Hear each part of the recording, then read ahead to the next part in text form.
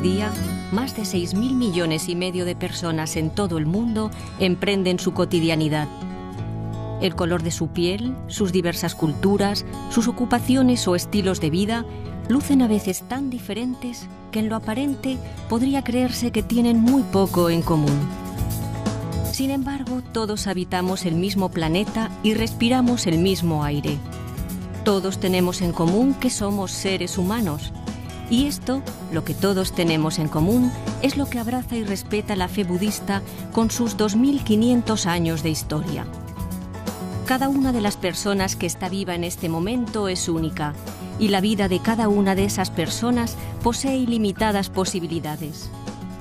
Pero nuestro mundo está lleno de conflictos y sufrimiento.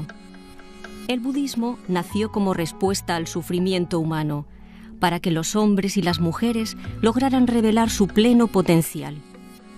Algunos perciben el budismo como una religión solitaria, meditativa, pero el budismo practicado por los miembros de la organización laica global Soka Gakkai Internacional, SGI, es un budismo dinámico. Sus raíces se hallan en las realidades de la vida diaria.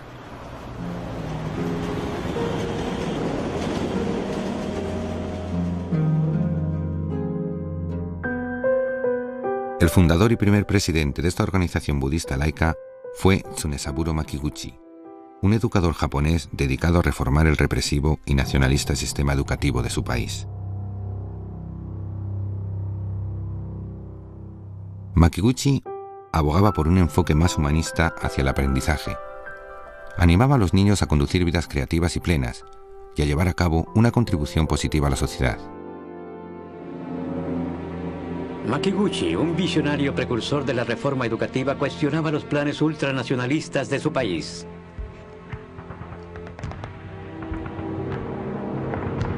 Criticaba duramente el sistema escolar japonés, que ponía las necesidades del Estado por sobre las necesidades de sus habitantes.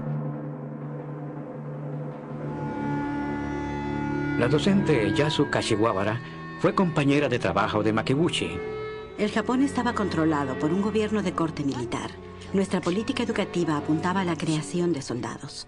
Sin embargo, el señor Makiguchi insistía en que el propósito de la educación era la felicidad duradera y la seguridad de cada individuo. Makiguchi creció en condiciones de extrema pobreza. Desde el comienzo de su carrera, prefirió ser un observador crítico, una voz disidente. Sus propuestas eran muy audaces.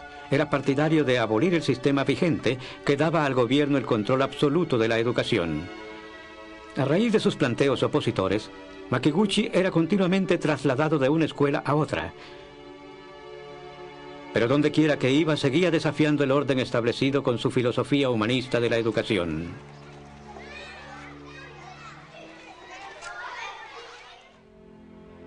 ¿Cuál es el propósito de la educación nacional? Más que concebir teorías intrincadas, ¿no es mejor contemplar a ese niño encantador que se sienta en nuestro regazo y preguntarnos qué podemos hacer para asegurarle una vida lo más feliz y plena posible?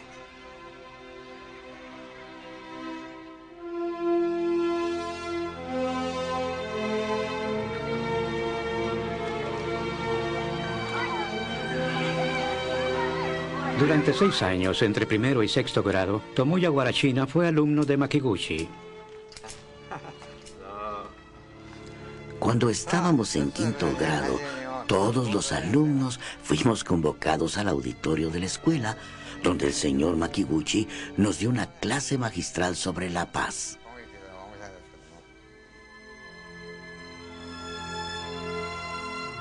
En ese momento, el gobierno le exigía a cada estudiante recitar un juramento de lealtad al emperador. El juramento decía algo así como: en caso de guerra, debemos sacrificarlo todo desinteresadamente, ofrendar la vida al Estado con valor. Era una postura totalmente contraria al pensamiento del señor Makiguchi. Él decía que lo más importante era evitar las guerras. Ese debía ser nuestro objetivo, y no pensar en lo que íbamos a hacer en caso de guerra. Recuerdo que al escucharlo me había entusiasmado muchísimo la idea de ponerme a trabajar por la paz, pero como todos saben, finalmente entramos en guerra.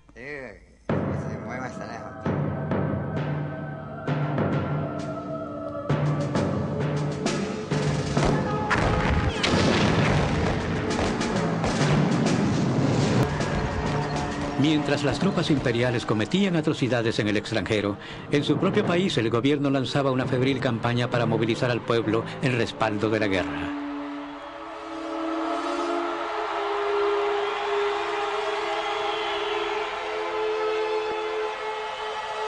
Makiguchi comprendió que necesitaría un vehículo más poderoso para emprender su reforma social y lo encontró en el budismo de Nichiren.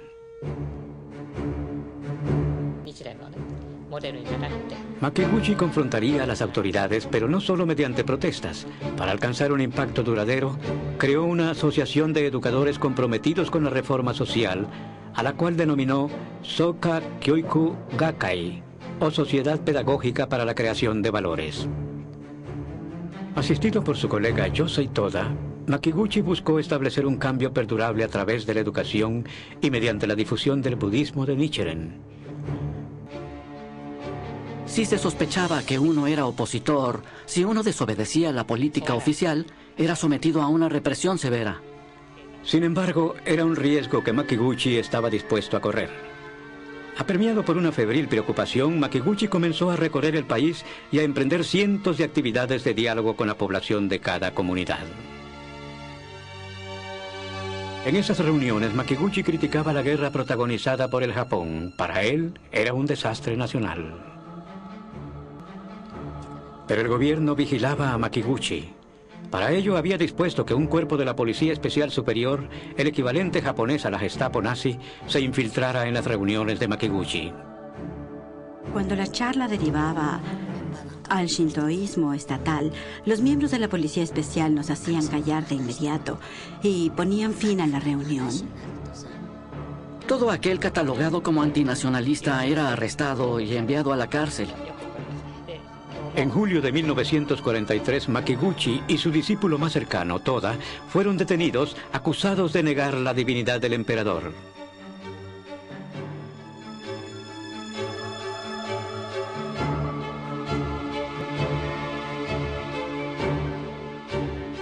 En noviembre de 1944 comenzaron los bombardeos aliados sobre Tokio. La suerte parecía inclinarse en contra de los japoneses.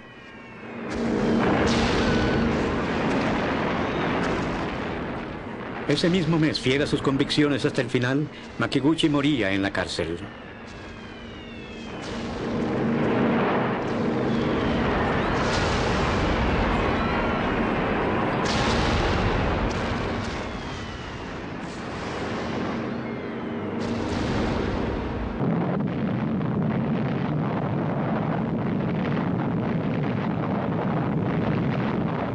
En agosto del año siguiente, un arma mucho más letal que todas las demás conocidas por el hombre puso término a la guerra. Toda, el discípulo más cercano a Makiguchi, recuperó la libertad solo para encontrar las ruinas de una nación conquistada. Consumido por la desnutrición y casi incapaz de caminar, comprobó por primera vez la destrucción total que había perpetrado la guerra. El sufrimiento y la desesperanza pendían en el aire como una niebla espesa. Makiguchi había muerto. La Soka Kyoiku Gakai se hallaba desmembrada. Solo y sin un céntimo, Toda parecía condenado a repetir la suerte de millones de seres impotentes que lo rodeaban. Sin embargo, se sentía impulsado por una profunda determinación. Toda había sabido de la muerte de Makiguchi en su propia celda. La noticia lo había sumido en un abismo de amargo dolor. Pero allí mismo, pese a su angustia, había jurado que la muerte de su mentor no resultaría en vano. Haría realidad el sueño de su maestro, crear un mundo donde el pueblo nunca más fuese víctima impotente de la guerra y de la represión. Toda encontraría una ayuda inesperada. Se estableció en el país una nueva constitución de paz, de inspiración progresista. Por ley quedaron garantizadas las libertades de expresión, de prensa y de culto. La democracia era algo tan extraño para los japoneses como lo era el budismo para las fuerzas de ocupación norteamericanas. Sin embargo, Toda entendió las nuevas posibilidades que le ofrecía el nuevo marco legal. Podía iniciar la reconstrucción de la Soka Kyokugakai sin la amenaza del encarcelamiento. Empezó a organizar pequeñas reuniones de diálogo donde podía exponer libremente la filosofía de Nichiren. La concurrencia habitual de estas reuniones eran los japoneses más pobres, los más necesitados de reconstruir su vida. El pueblo japonés lo había perdido todo. Por primera vez, la gente se preguntaba si sería capaz de sobrevivir. Toda le dio a esa gente una filosofía y un medio para transformar su vida.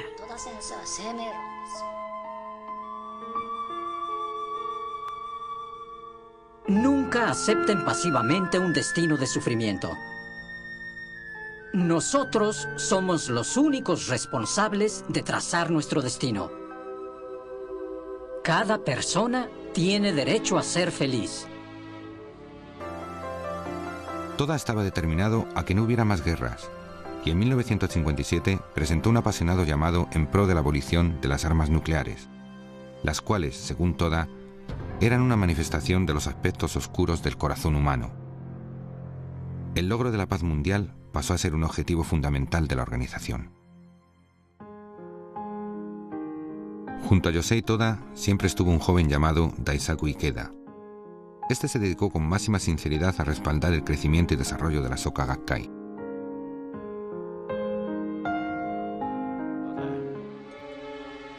Como Yosei Toda había estado preso por oponerse a la guerra, supe que podía confiar en él. Hablaba desde una perspectiva universal, evitando los dogmas.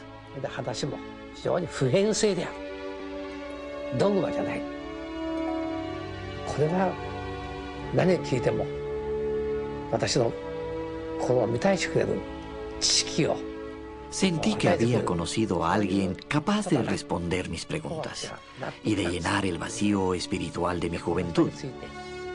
Decidí seguirlo y aprender a su lado.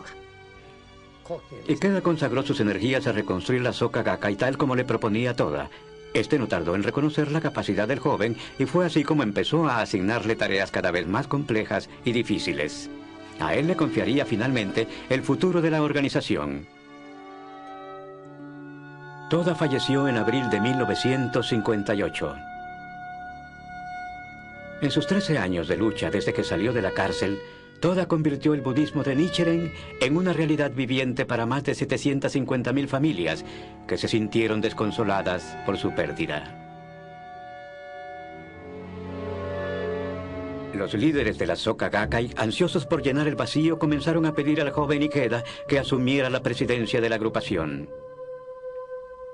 Por haber trabajado tan cerca de Toda, Ikeda conocía mejor que nadie las enormes presiones y dificultades que traería el aceptar su nombramiento. Leemos en su diario de aquella época: Los vendavales de mi destino parecen soplar sin clemencia sobre mi corazón.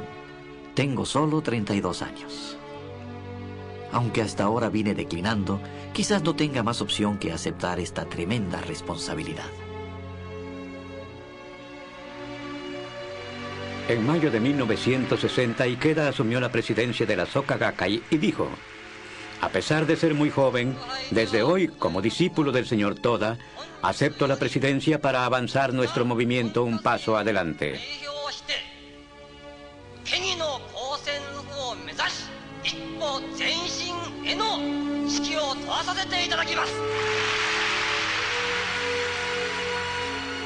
En un impresionante esfuerzo por sostener e impulsar el crecimiento de la organización, viajó sin descanso por todo el país.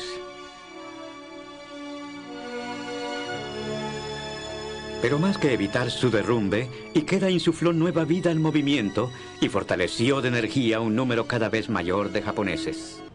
Ikeda ha ampliado el campo de acción de la Soka Gakkai, que hoy abarca la educación, el pacifismo activo y el intercambio cultural. También ha fundado numerosas instituciones sociales para llevar a cabo sus objetivos. La Universidad Soka, que implementa la educación creadora de valores, fue concebida para plasmar la pasión de Makiguchi y de Toda por la reforma educacional. La Asociación Musical Minón se fundó para promover el entendimiento por medio del intercambio cultural.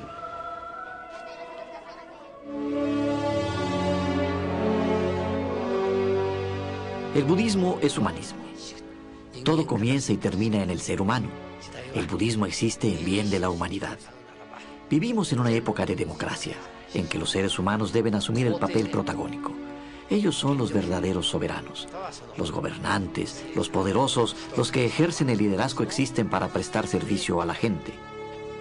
Hasta que no veamos las cosas de este modo, la humanidad nunca podrá alcanzar la paz, la libertad y la felicidad que tanto ansía.